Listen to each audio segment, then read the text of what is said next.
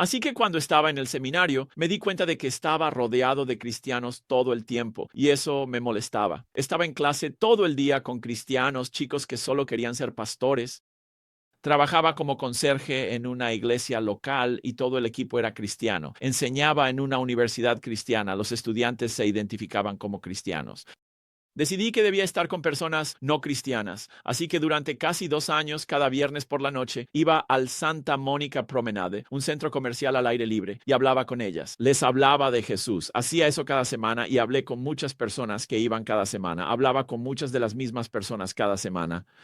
Y una de esas personas era un ateo muy vocal y muy enojado.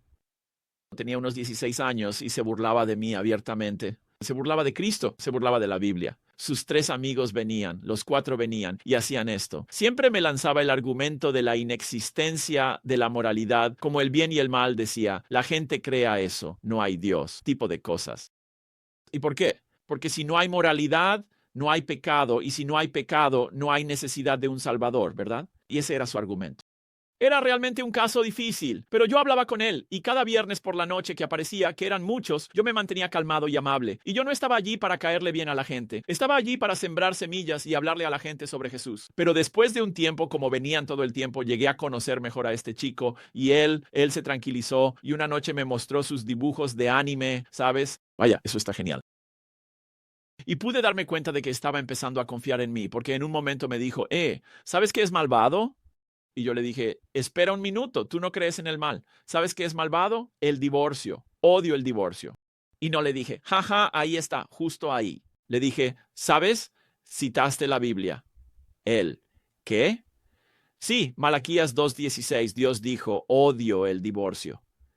Espero haber sembrado una semilla, pero esto mostró que sus objeciones al cristianismo no eran intelectuales, sino morales. Amaba su pecado.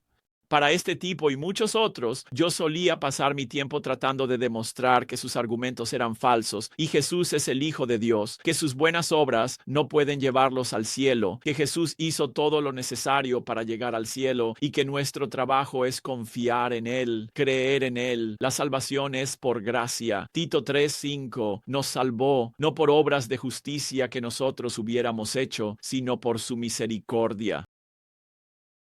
Esto es de lo que trata el Evangelio de Juan. Nos da muchas formas de probar la verdad sobre Jesús. La principal, como leímos en el capítulo 20, es a través de los milagros que muestra. 7 entre los capítulos 2 y 11, y el milagro supremo en el capítulo 20, la resurrección de Jesús. ¿Verdad? Y todo esto prueba que Jesús es el Mesías del Antiguo Testamento, porque cumple lo que el Antiguo Testamento decía que haría el Mesías. Y también prueba que es el Hijo de Dios, que hace cosas que solo Dios puede hacer porque Él es Dios. Eso es ser el Hijo de Dios. Y si todo eso es cierto, entonces exige una respuesta de cada uno de nosotros. No podemos simplemente mirar eso como si fuera un cuadro en la pared y decir, oh, no es Jesús tan interesante. No, esto nos lleva a ti y a mí, a todos nosotros, a una respuesta. En esa respuesta también leemos que es creer en Él, es entregar tu vida en fe a Él. Al creer en Él, con el texto que acabamos de leer, tendrás vida eterna. Recibirás una vida que durará para siempre, apta para existir en el mundo venidero. Pero cuando lo piensas, suena inverosímil. Un carpintero de hace 2000 años es en realidad el Dios hecho hombre. Él es la clave que abre la vida eterna para todos los que creen en Él. ¿En serio? Pruébalo. De eso trata el libro de Juan. Él nos está demostrando eso y el capítulo 5 nos da más pruebas de ello. Así que quiero que por favor vayas ahora al capítulo 5 del libro de Juan. Si recibiste una Biblia de nosotros, asegúrate de que esté en la página 986. Para dar una visión general de lo que sucede en el libro de Juan, el capítulo 5 inicia una nueva sección que continúa hasta el final del capítulo 12. Durante este tramo habrá 5 milagros más que demuestran quién es Jesús. Además, habrá mucha oposición a Jesús. En los capítulos 1, 2, 3 y 4 no hay oposición. En los capítulos 5 al 12 hay muchísima oposición que eventualmente nos llevará a los juicios ilegales, la tortura despiadada y el eventual asesinato de Jesús. De hecho, la oposición a Jesús lo va a seguir desde este momento en adelante. Así que, mientras leas los capítulos 5 al 12, fíjate en la oposición y fíjate en los milagros. Hoy lo que voy a hacer es que vamos a recorrer todo el capítulo 5 en un solo mensaje, bajo estos dos encabezados, si estás tomando notas. En el próximo mes o meses, iremos versículo por el capítulo 5 para sacar lo posible de este texto. El capítulo 5 presenta el tercer milagro en el libro de Juan, llamemos a esto el testimonio de un milagro. Versículos 1 al 18. Al entrar en el versículo 1, comencemos con la letra A, el hombre. El hombre. Dice, después de esto hubo una fiesta de los judíos y Jesús subió a Jerusalén. Ahora, no sabemos cuánto tiempo ha pasado entre el final del capítulo 4 y la primera palabra del capítulo 5, pero las palabras después de esto podrían significar meses o incluso podría haber pasado casi un año entre ese periodo y la primera palabra. Ahora mira el versículo 2. Ahora hay en Jerusalén, junto a la puerta de las ovejas, un estanque llamado en arameo Betesda, que tiene 5 pórticos techados. Fíjate que dice hay. Me equivoqué al hablar, pero eso te obligó a mirarlo de nuevo. Observa que dice hay, lo que sugiere que Juan pudo haber escrito este libro antes de que el templo fuera destruido en el año 70 de Cristo. Esa palabra Betesda significa casa de gracia. ¿Y sabías que los arqueólogos saben exactamente dónde está esto? De hecho, podrías ir a este lugar y verlo con tus propios ojos. Mi esposa y yo lo hicimos hace algunos años. ¿Y sabes qué encontraron cuando excavaron todo esto? 5 pórticos, tal como dice ahí, justo en el versículo 3. Un pórtico sería como una zona elevada donde hay columnas y tienes techos sobre las columnas, lo que crearía una especie de estructura cuadrada, y luego la quinta columna estaba justo en el medio y habría 2 estanques a cada lado. ¿Puedes imaginarte eso en tu cabeza? Ahora quiero que te imagines esto, el versículo 3. En estos pórticos yacía una multitud de inválidos, ciegos, cojos y paralíticos. Algunos sugieren que podría haber hasta 300 personas aquí en cualquier momento, excepto durante las festividades judías, cuando esta cifra podría multiplicarse por 10. Así que si estuvieras allí ese día, verías sufrimiento por todas partes. Tus oídos estarían llenos de los sonidos de dolor y agonía. Tu olfato estaría abrumado, ya que esto probablemente se parece mucho a la escena de un hospital del tercer mundo. Ahora mira el versículo 4. Te atrapé, no hay versículo 4, ¿verdad? ¿Todavía lo estás buscando? No está allí, a menos que tengas una Biblia Reina Valera, antigua, que en el versículo 4, o más bien al final del versículo 3 dice, en estos pórticos yacía una gran multitud de enfermos, ciegos, cojos, paralíticos, y luego añade, esperando el movimiento del agua. Versículo 4. Porque un ángel descendía de tiempo en tiempo al estanque y agitaba el agua. Entonces, el que primero descendía al estanque después de la agitación del agua quedaba sano de cualquier enfermedad que tuviera. Ahora, ¿por qué las traducciones modernas no incluyen eso, el final del versículo 3 y todo el versículo 4? Es como si miraras en tu Biblia y dijeras, ¿dónde está eso? Quizás tengas una nota al pie que diga algo. Bueno, la razón por la que no está ahí es que las mejores copias de Juan 5 que tenemos, las mejores copias que están más cerca del momento en que Juan realmente escribió el texto, no contienen el versículo 4. Esto significa que es una superstición añadida después, y esto se copió en muchas otras copias. La versión King James y la New King James la tienen y las traducciones modernas no. Si piensas en el versículo 4, reflexiona. Un ángel aparece y agita las aguas, y quien entra primero es sanado. No hay referencia en ninguna otra parte de la Biblia que Dios haga eso. No hay ningún ejemplo en toda la Biblia donde Dios haga eso. Y piénsalo un momento. Dios envía un ángel para sanar a la gente en la piscina, pero solo si eres el primero en entrar. ¿En serio? Después de eso, mala suerte para ti.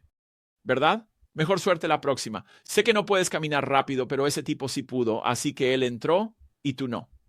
Eso simplemente no es el Dios de la Biblia, ¿verdad? Es simplemente una superstición que se metió ahí. Pero creo que lo que tenemos en la ESV es como debería leerse. No debería estar ahí en absoluto. Ahora, lo que hace Juan en este momento en el versículo 5 es apartarnos de los cientos que habrían estado allí y nos enfoca en el versículo 5 en un solo hombre. Había un hombre allí que había sido inválido durante 38 años. 38 años. Eso es desde 1984. Allí sentado, esperando que algún día mejorara, esperando que algún día pudiera ponerse de pie, esperando que algún día saliera de allí sanado. 38 años de espera.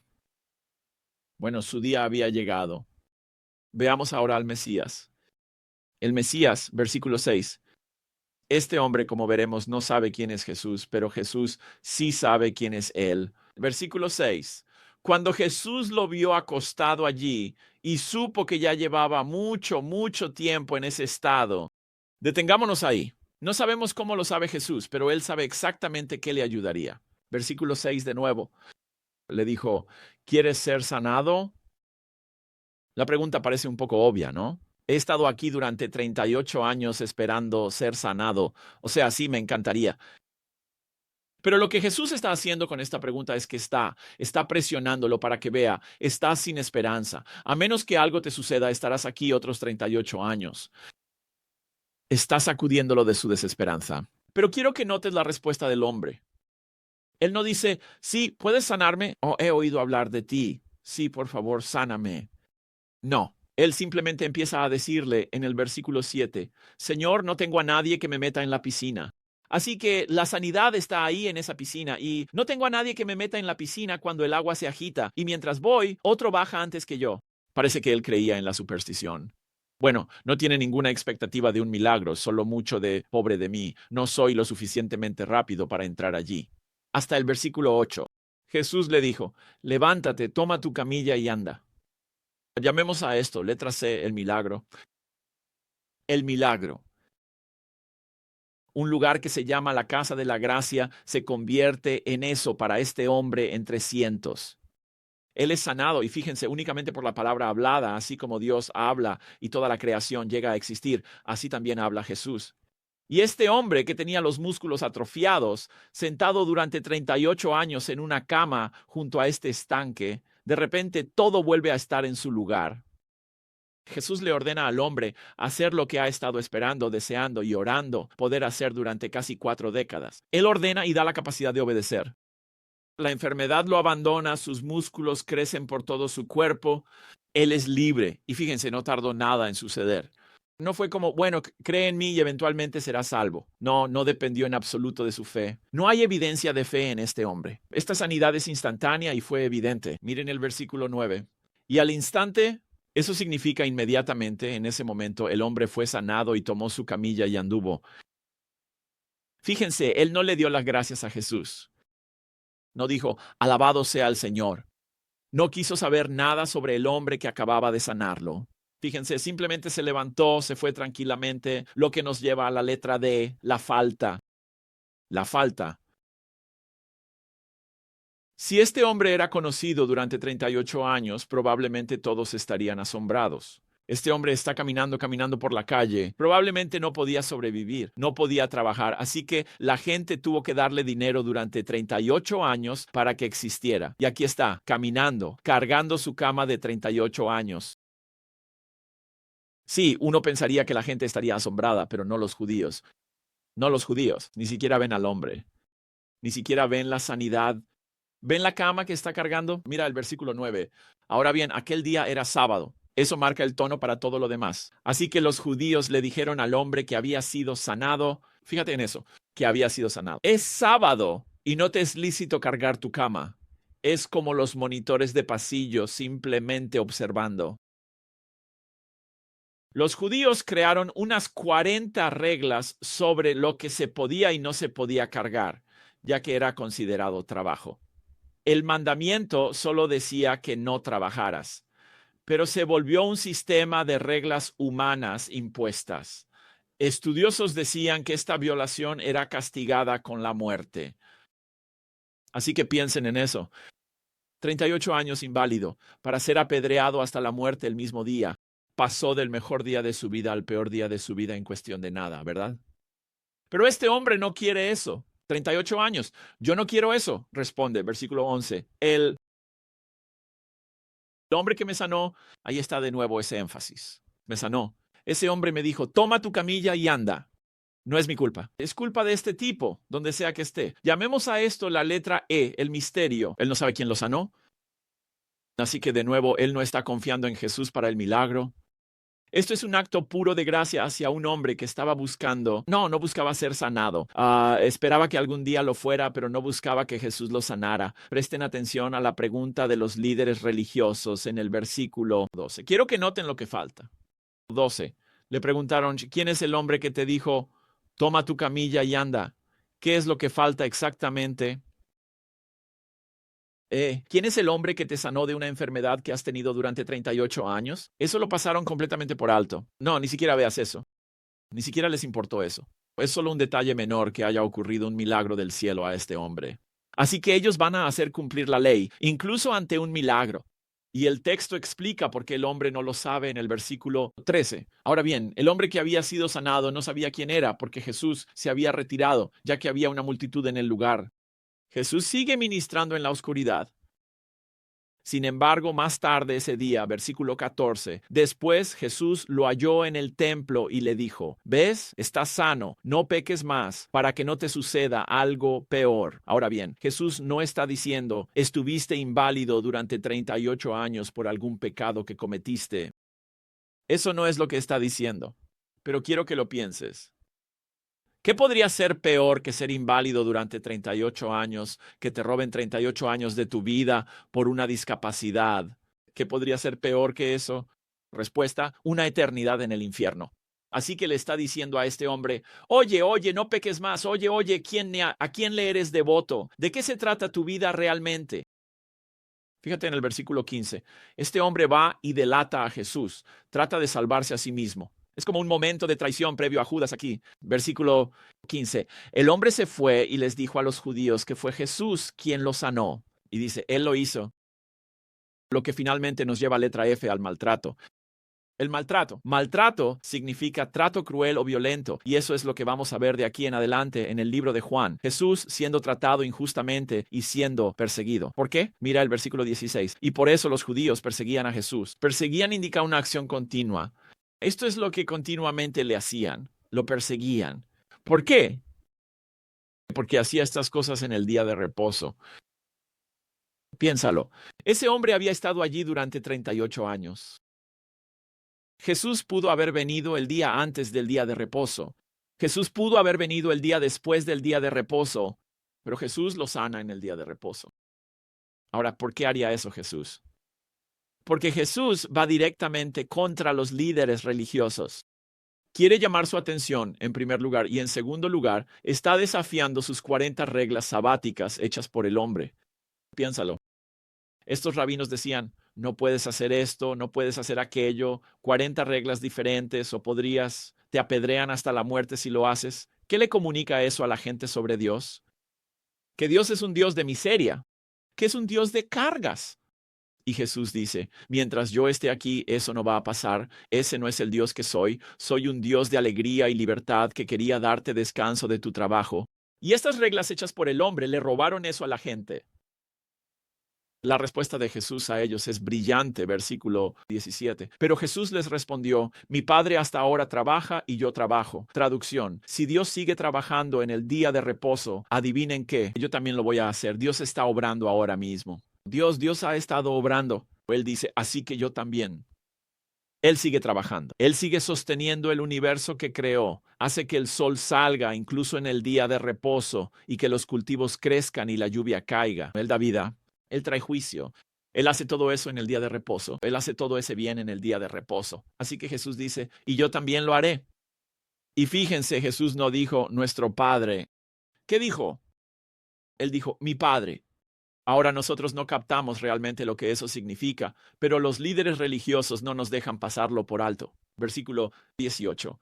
Por eso los judíos buscaban aún más matarlo. Ya había un complot en marcha y continuamente buscaban matarlo porque no solo estaba quebrantando el día de reposo, estaba quebrantando sus reglas hechas por el hombre, sino que incluso llamaba a Dios su propio Padre, haciéndose igual a Dios. Él seguía llamando a Dios su propio Padre. Es decir, tanto por aquellos que dicen que Jesús nunca afirmó ser Dios, ¿verdad? Aquí mismo Jesús se hace igual a Dios al llamar a Dios su Padre.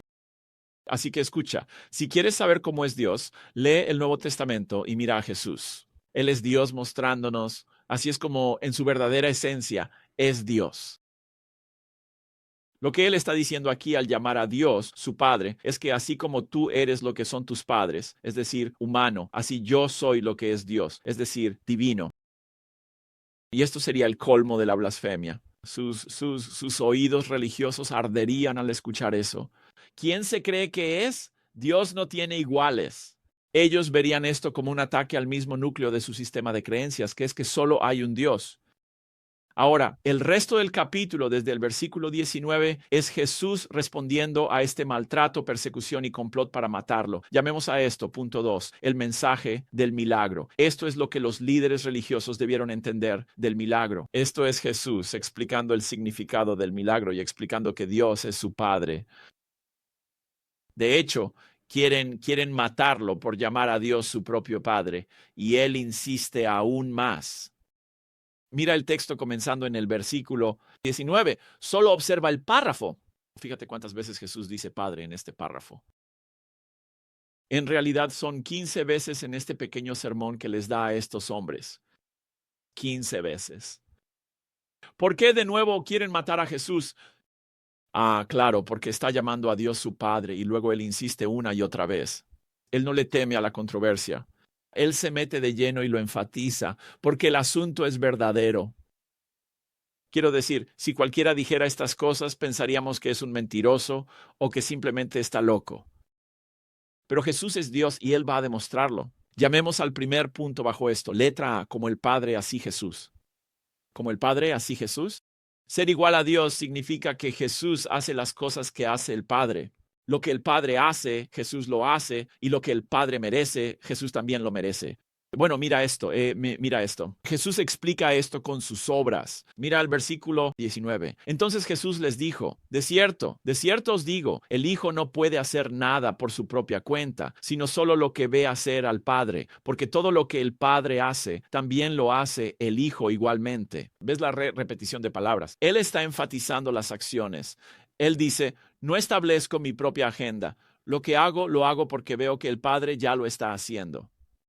Y eso es porque en el versículo 20, el Padre ama al Hijo y le muestra todo lo que él mismo está haciendo. De hecho, algo más grande que sanar a un inválido está por venir. Versículo 21, porque así como el Padre resucita a los muertos y les da vida, así también el Hijo da vida a quien él quiere. Así que Jesús, en otras palabras, simplemente está haciendo lo que el Padre hace. Él simplemente está haciendo lo que el Padre quiere que haga. Y en segundo lugar, el Padre, como Jesús, como el Padre, así el Hijo en el juicio. Esta mención de la resurrección en el versículo 21, después de levantar a este hombre de 38 años de sufrimiento, apunta a lo que sucederá en el futuro cuando las personas se presenten para ser juzgadas. Versículo 22, porque el Padre no juzga a nadie, sino que ha dado todo el juicio al Hijo. Por cierto, si afirmas ser el juez de toda la tierra, adivina qué más estás afirmando. Ser Dios. Así que llamar a Dios, su propio Padre, ya le estaba metiendo en problemas y él simplemente redobla la apuesta y dice, y por cierto, también soy el juez de toda la tierra. Blasfemia. Tercero, de tal Padre, tal Jesús en honor. Fíjense, ya que él hace lo que el Padre hace y ya que tiene el papel de juez de toda la tierra que le ha sido dado por el Padre, dado que ese es el caso, versículo 22, el Padre no juzga a nadie, sino que ha dado todo el juicio al Hijo, para que todos honren al Hijo, así como honran al Padre. ¿Qué? Una cosa es decir, como honremos todos a Dios juntos, pero ustedes deben honrarme a mí de la misma manera que honran a Dios. Eso es tan ofensivo para estas personas. O sea, puedes verlos como recogiendo piedras en ese momento mientras él está diciendo este tipo de cosas. Y él insiste aún más. Miren el resto del versículo 23. El que no honra al Hijo, en otras palabras, para todos ustedes, el que no honra al Hijo no honra al Padre que lo envió.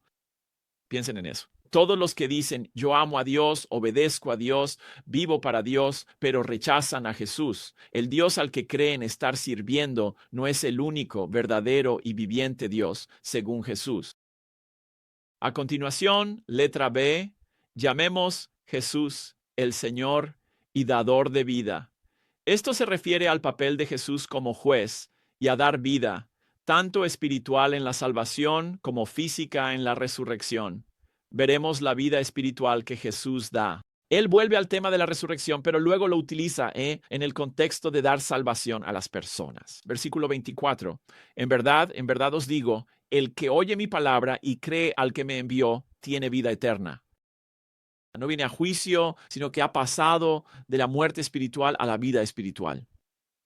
De hecho, Jesús puede dar vida a los muertos porque el Padre le dio la capacidad de hacerlo. Mira el versículo 25. En verdad os digo, viene la hora y ahora es. Y nota esas palabras, y ahora es, cuando los muertos oirán la voz del Hijo de Dios, y los que la oigan vivirán. Porque como el Padre tiene vida en sí mismo, así también ha concedido al Hijo tener vida en sí mismo. Esas palabras, y ahora es, no se refieren a la resurrección futura. Se refiere a la resurrección espiritual que ocurre cuando las personas escuchan a Jesús en su predicación y pasan de la muerte espiritual a la vida espiritual al creer en Él. Y no solo da vida, sino que nuevamente regresa a esta idea de que Él es el juez, versículo 27, y le ha dado autoridad para ejecutar juicio porque es el Hijo del Hombre. Así que Jesús no solo está afirmando que puede resucitar a los muertos espiritualmente, sino que también está diciendo, yo soy el futuro rey de la tierra, al llamarse a sí mismo el Hijo del Hombre. Esto se puede ver en Daniel 3. Así que, pasando de la vida espiritual, Jesús dice, también doy vida física a las personas en la resurrección futura. Mira el versículo 28. No se asombren de esto. Uno pensaría que no, pero en realidad ellos están asombrados ahora. Sus mentes están impactadas. Es como si les saliera humo de las orejas al oír esto. No se asombren de esto. Es casi como una broma, porque viene la hora en que todos los que están en los sepulcros oirán su voz. ¿La voz de quién? Su voz. Y saldrán los que hicieron lo bueno a resurrección de vida. Si tú te llamas a ti mismo el que resucitará a los muertos en la resurrección, te estás llamando Dios. Así que esto es incluso como una triple blasfemia ahora. Y no solo Él inicia la vida física en la resurrección, sino que también inicia la muerte física en la resurrección. Él dice, para los que hacen el bien, los que creen en el Hijo, eso es vida eterna. Para los que no lo hacen, los que persisten en su rebelión y hacen el mal. Versículo 29. Y los que hicieron lo malo, a resurrección de condenación. Escuchen, cada uno de nosotros va a vivir en un cuerpo por toda la eternidad. No vas a ser Casper, el fantasma amigable, simplemente flotando por ahí para siempre. Si quieres saber más sobre eso, cristiano, eso está en 1 Corintios 15. Lee, ese capítulo te dirá cómo será para ti, pero quienes se niegan a venir a Jesús por el perdón de sus pecados también serán resucitados, pero será la resurrección de condenación, donde sufrirán tormento físico por toda la eternidad en el lago de fuego. Esa es una de las principales razones por las que existimos como iglesia. Esta es la razón principal por la que tú y yo seguimos respirando, para asegurarnos de que todos los que conocemos tengan la oportunidad de no ir allí, apartarse de sus pecados, dejar de confiar en sus buenas obras, en alguna organización o en otra persona y poner su esperanza, su confianza en Cristo y en Cristo. Si tomas un paso atrás, son afirmaciones elevadas, ¿verdad? Soy uno con el Padre, doy vida espiritualmente, resucitaré a la gente de entre los muertos, soy el juez de toda la tierra. Dicho por un hombre que, si lo miráramos, diríamos, igual que yo, solo un hombre. No hay un halo detrás de él. No hay fuego saliendo de sus ojos. No está flotando por ahí. Es solo un hombre de aspecto normal. Y así, el resto de este capítulo es Jesús ahora probando todo lo que estoy diciendo. Él está como, necesito darte algunos testigos. Aquí está la evidencia. Eso es la letra C, testigos de Jesús. Testigos de Jesús. Deuteronomio 17 y 19 dice que alguien necesita 2 o 3 testigos en un tribunal para ser condenado o declarado inocente de un crimen. Se necesitan 2 o 3 testigos. Así que si van a condenar a Jesús por blasfemia, necesitan tener 2 o 3 testigos. Y si él es inocente, también necesita tener 2 o 3 testigos. Así que en lugar de usar él mismo como testigo, Jesús pone a 3 testigos en el estrado para todo lo que acaba de decir sobre sí mismo. El primero es Juan el Bautista, quien sería como el héroe del momento para la mayoría de las personas vivas en ese tiempo. Versículo 32. Hay otro que da testimonio acerca de mí, que me defiende en el tribunal. Él da testimonio y yo sé que el testimonio que da acerca de mí es verdadero. Ustedes enviaron a Juan. Ustedes enviaron personas a Juan, eso es en el capítulo 1, y él ha dado testimonio de la verdad. Bueno, si volviéramos al capítulo 1 y viéramos lo que Juan el Bautista dice acerca de Jesús, ¿qué aprenderíamos sobre su testimonio, su declaración acerca de Jesús? De hecho, aprenderíamos 6 cosas. Juan el Bautista, en el capítulo 1, llama a Jesús Yahvé, el Dios de la Biblia, dice que Él es el Mesías prometido, el Cordero de Dios que quita el pecado del mundo, afirma que Él es eterno, que nunca tuvo un principio, que da el Espíritu Santo a las personas, algo que solo Dios puede hacer, y que Él es el Hijo de Dios. 6 cosas en el transcurso de unos 10 versículos en el capítulo 1 de Juan. Eso es un testimonio bastante impresionante. Así que él está diciendo, el tipo famoso allá afuera bautizando gente, al que van miles de personas, ese tipo dice que yo soy el Hijo de Dios. El segundo testigo que él presenta en el estrado, que muestra claramente quién es, son las obras de Jesús. Mira el versículo 36. Pero el testimonio que yo tengo es mayor que el de Juan. Tengo algo mejor que Juan el Bautista. ¿Cuáles son? Porque las obras que el Padre me ha dado para que las cumpla, las mismas obras que yo hago dan testimonio de mí, de que el Padre me ha enviado. De nuevo, ¿cuál es la obra en particular y el contexto? Es sanar a este hombre después de 38 años. Él dice, eso prueba que soy el Hijo de Dios. ¿Por qué? Porque hago algo que solo Dios puede hacer. Ese es realmente todo el libro de Juan. Las obras de Jesús, en particular los milagros, especialmente su muerte y resurrección, prueban que Él es el Mesías y el Hijo de Dios. Estos milagros prueban que Él es el Mesías, porque estos milagros se predijeron siglos antes de que Él viniera. Estos son los milagros que el Mesías haría y Él los cumple. Prueban que Él es el Hijo de Dios, porque estos milagros solo Dios puede hacerlos. El tercer testigo que identifica a Jesús es la palabra del Padre. Fíjense en el versículo 37. Y el Padre que me envió, Él mismo ha dado testimonio de mí. Su voz nunca la habéis oído, su forma nunca la habéis visto, y no tenéis su palabra permaneciendo en vosotros, porque no creéis en aquel a quien Él ha enviado. Escudriñáis las Escrituras, porque pensáis que en ellas tenéis la vida eterna, y son ellas las que dan testimonio de mí. Así que él está diciendo que la palabra de Dios, la palabra de su Padre, las Escrituras, en las cuales, por cierto, estos hombres eran expertos, dejan claro que Jesús es el Mesías, dejan claro que Él es el Hijo de Dios. Una y otra vez, las Escrituras son claras en esto, y sin embargo Jesús declara acerca de estos hombres, versículo 40, pero no queréis venir a mí para que tengáis vida. Y luego Jesús le da la vuelta a todo el juicio y dice, hay una parte de la Biblia que también los va a juzgar a ustedes. Versículo 45. No penséis que yo os acusaré delante del Padre. No necesito hacerlo. Hay uno que os acusa, Moisés, en quien habéis puesto vuestra esperanza. Porque si creyerais a Moisés, me creeríais a mí, porque él escribió acerca de mí. ¿Tienes una parte favorita de la Biblia? Estos tipos sí la tenían.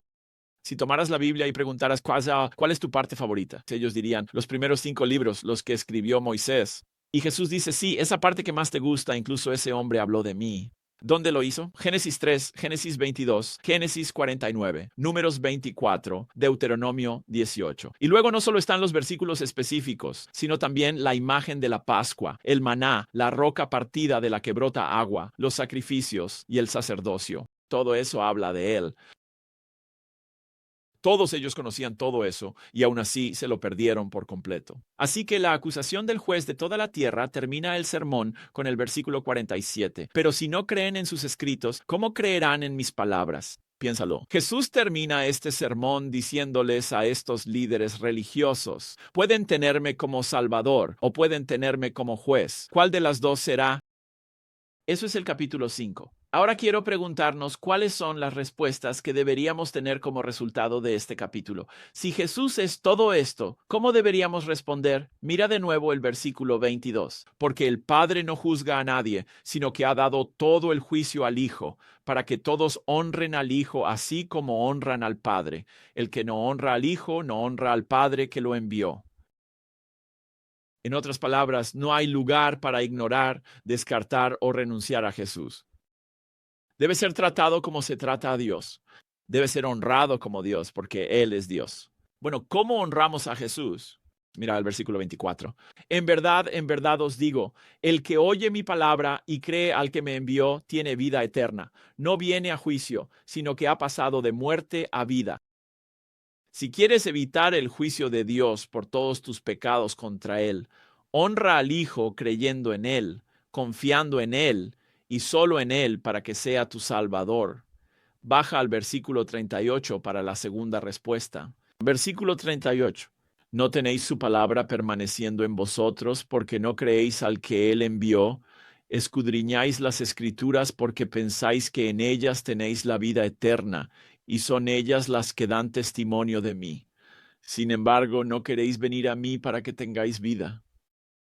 Si Jesús es el Mesías, si Él es el Hijo de Dios, entonces debes dejar de huir de Él. Debes dejar de mantenerlo fuera de tu vida. En cambio, versículo 40, debes venir a Él. Venir a Él es otra manera de decir creer en Él. Es la idea de confiar en Él. Es la idea de acercarlo, de abrazarlo como tu única esperanza en el día del juicio. Y baja al versículo 43 para la tercera respuesta. Versículo 43. Yo he venido en nombre de mi Padre y no me recibís. Si otro viene en su propio nombre, a ese recibiréis. Hay muchos falsos Jesuses por ahí. Mucha gente sigue a esos falsos Jesuses. Él mira a estos hombres y dice, un falso Jesús, un falso Mesías vendrá y ustedes lo seguirán. Ese podría ser el anticristo o otros falsos Mesías que vinieron. Pero el versículo 44, ¿cómo podéis creer? Es decir, ni siquiera tienen la capacidad. ¿Cómo podéis creer si recibís gloria los unos de los otros y no buscáis la gloria que viene del único Dios? Jesús llega al corazón de mucha incredulidad que hay por ahí, y es esto: ¿qué pensaría tal persona si se enterara de que soy seguidor de Jesús? ¿Qué pensaría, por ejemplo, mi abuela? ¿Qué pensaría mi amigo del trabajo? ¿Qué pensaría mi primo? ¿Qué pensarían mis propios hijos? Es el temor al hombre, es estar tan dominado por las opiniones de los demás que prefieres que piensen cosas buenas de ti antes que tener tus pecados perdonados, antes que ser adoptado en la familia de Dios, antes que ser declarado inocente de todos tus pecados, antes que tener una vida que nunca podría morir. Mira, si tienes a Jesús de un lado y las opiniones de los demás del otro, ¿realmente vale la pena su opinión como para perderte la vida eterna? ¿Realmente vale la pena su opinión como para perderte el perdón de tus pecados? Para estos hombres sí lo era. Es increíble cómo un libro de hace 2000 años puede ser tan relevante, ¿verdad?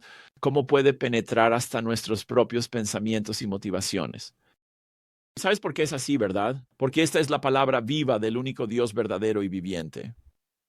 Expone las mentiras, las excusas, las justificaciones que tenemos para mantener a Jesús a distancia, tal como Jesús estaba haciendo con estos hombres en Juan capítulo 5. Así que si tú murieras hoy, te dejo con la conclusión que Él les dio a estos hombres. Si murieras hoy, ¿Jesús sería tu Salvador o sería tu juez? Oremos. Jesús, gracias por estas verdades. Mi oración al principio fue que pudiéramos conocerte mejor gracias a nuestro tiempo en tu palabra. Aprendimos muchas verdades de tus labios acerca de ti. Así que después de este tiempo, realmente te conocemos mejor. Como dije antes, la admiración debe convertirse en confianza y debe llevarnos a entregarte nuestras vidas creyendo en ti. Y por eso por algunos oro para que esa sea la respuesta. Para el resto de nosotros, que podamos maravillarnos, que podamos quedarnos asombrados de lo maravilloso que eres. Para la gloria de tu nombre. Amén.